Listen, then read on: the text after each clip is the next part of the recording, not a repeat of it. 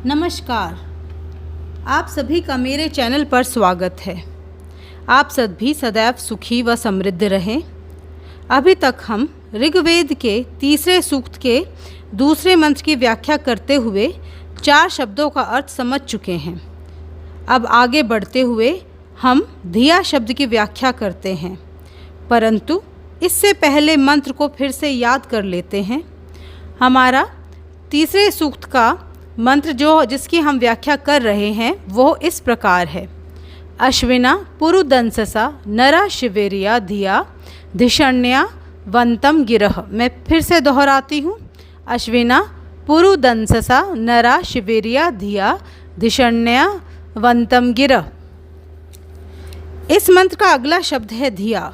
धिया का अर्थ होता है विचार से, बुद्धि से, ध्यान से, धर्मनिष्ठ, ध्यानमग्न, विचारवान, विचारशील, मानसिक रूप से चौकस रहना, धार्मिक आदि। महर्षि दयानंद जी ने जब इस मंत्र का अनुवाद किया तो उन्होंने कहा, धिया क्रिया से कारीगरी में युक्त करने योग्य अग्नि और जल है। अर्थात हे प्रभु, मनुष्य को अपनी शिल्प विद्या पर ध्यान केंद्रित करना चाहिए ताकि वह फलस्वरूप उत्तम वाहनों का निर्माण कर सके। उसे चाहिए कि वह चौकस रहकर सबसे भली प्रकार विचार विमर्श कर अपनी बुद्धि के उपयोग से उत्तम कला का निर्माण करे। मनुष्य को चाहिए कि वह अपनी बुद्धि व विवेक से तीव्र वेग यानी स्पीड देने वाली कारीगरी और अपने पुरुषार्थ यानी मेहनत से शिल्प विद्या की सिद्धि के लिए उक्त अश्वियों यानी जल व अग्नि का अच्छी प्रकार से उपयोग करने की विद्या अर्जित करे और समस्त संसार के कल्याण हेतु उच्च कोटि की सवारियों का निर्माण करे। यहाँ मनुष्य को समझाया गया है कि वह अपने ज्ञान में के अनुरूप खूब मेहनत कर मानव समाज के जीवन को सरल बनाने का प्रयास करे, ना कि चमत्कारों में विश्वास करे। वह अश्विनी कुमारों से प्रार्थना कर उनसे सहायता की उपेक्षा रखे। हे अश्विनी कुमार, कृपा कर आप हमारे ज्ञान का विस्तार करने में मदद करें व हमें हमारे उत्तम कार्य के लिए प्रेरित करें।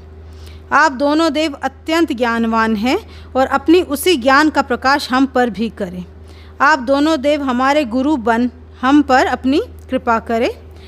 आपकी सकारात्मक ऊर्जा हम मनुष्य को सकारात्मक कार्य करने को प्रेरित करती रहे तथा आपके ज्ञान से हमारे विचार शुद्ध होते रहें। हमारी शिल्प विद्या समस्त जगत के कल्याण हेतु हो। इस मंत्र का अगला शब्द है धिषण्य। धिषण्य का अर्थ होता है ताकत, तारा, शक्ति, क्षेत्र, घर, ध्यान लगाना, आराधना करना, वायुयान, छोटी सी यज्ञ वेदी आदि। इस मंत्र की व्याख्या करते हुए स्वामी दयानंद जी कहते हैं, धिषण्य अर्थात जो सवारियों में वेगादिकों की तीव्रता के उत्पन्न करने में प्रबल हैं। जैसे कि हम सब जानते हैं कि ऋग्वेद का तीसरा सूक्त शिल्प विद्या व वाहनों के निर्माण को समर्पित है। धिषण्य शब्द हमें तीव्रता की ओर लेकर जाता है, अर्थात वाहन में तीव्रता अति आवश्यक है। हर बार जब मनुष्य वाहन का निर्माण करे तब तीव्रता पर अधिक ध्यान दे।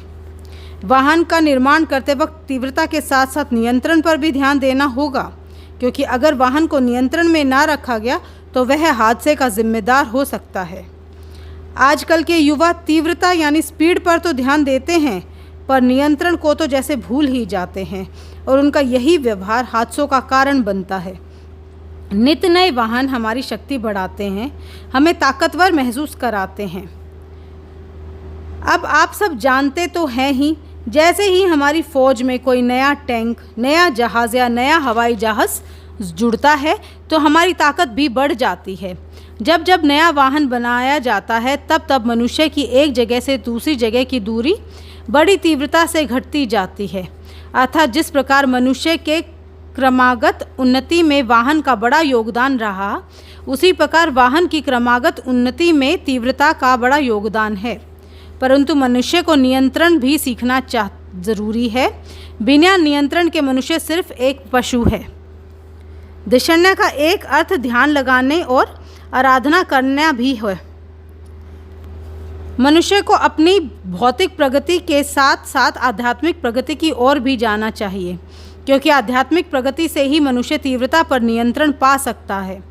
तीव्रता जहाँ मनुष्य को साहस, हर्ष, उल्लास, उत्साह आदि देती है, वहीं आध्यात्मिकता मनुष्य के जीवन में धैर्य, सजगता और नयापन लेकर आती है। हे अश्विनी कुमार, हम सभी आपके विनम्र विनती करते हैं कि आप हमारे सभी कार्यों को सहजपूर्ण संपूर्ण करने में हमारी मदद करें व हम पर अपना आशीर्वाद सदा बनाए रखें। आशा करती हूँ आप सभी लोगों को यह व्याख्या पसंद आई होगी। जल्द ही मैं आखिर के बचे 2 शब्दों की व्याख्या लेकर आप सबके समक्ष प्रस्तुत होंगी। धन्यवाद।